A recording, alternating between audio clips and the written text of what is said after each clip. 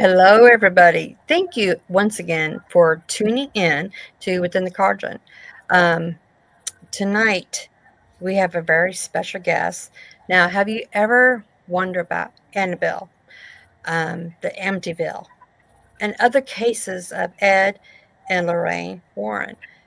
Um, well, tonight we are talking to their grandson, Chris McKinnell.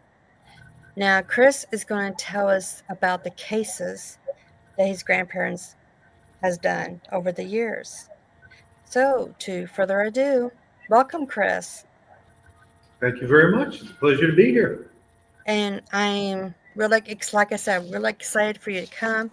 I'm, I'm not going to say I'm a big Annabelle fan, okay, So but much. I am a fan of your grandparents. I have followed them ever since, oh God, ever since I was a kid. Um, just the cases and everything. I watched the movies, and I know the movies wasn't all like they're supposed to be or anything. Okay, Not very close, to be quite no, honest. Very, that's very right, little of it is real. right. But Annabelle is like on tour now. I mean, Yeah. she's like everywhere, and I know when we talked before, we like, should she be on this tour? Should she be gallivanting around and saying hello to everybody? I mean, to me, I'm with your grandmother.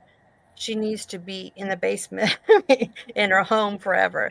So, what are your thoughts on Annabelle? How do you feel about what they're doing to her now? I think it's a disgusting money grab. I think it proves one of two things. Either my mother's husband doesn't believe in the paranormal, which honestly, there's a good chance that's true.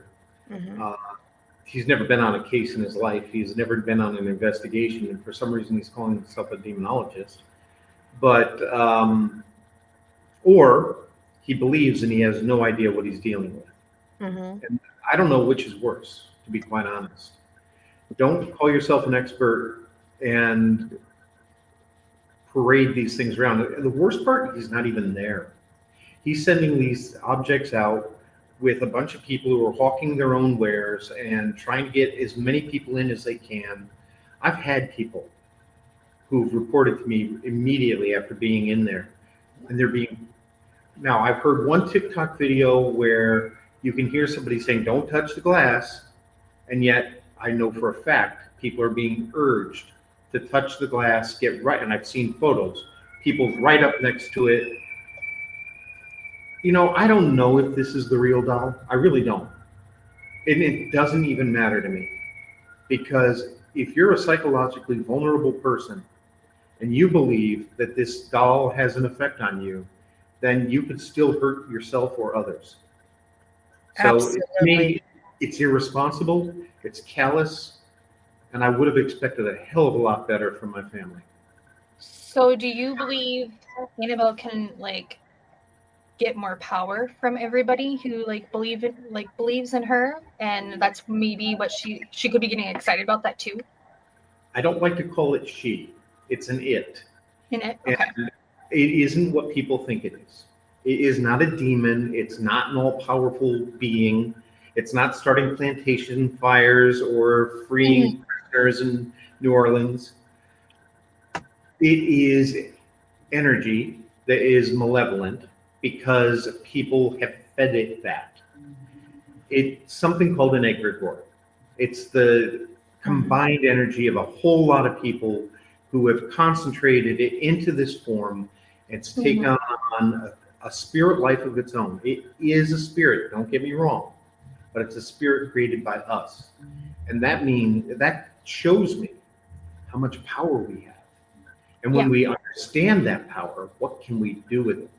When we let go of the fear. My grandfather taught me that on my first case.